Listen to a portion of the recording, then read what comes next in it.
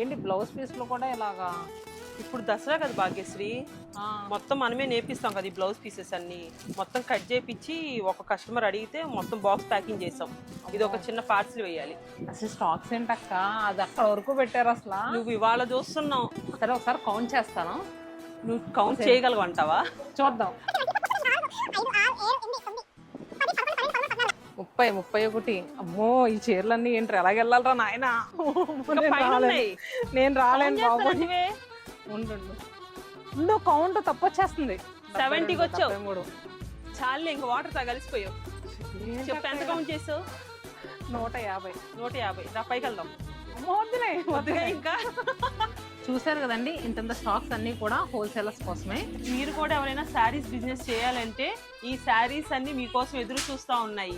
తొందరగా రండి.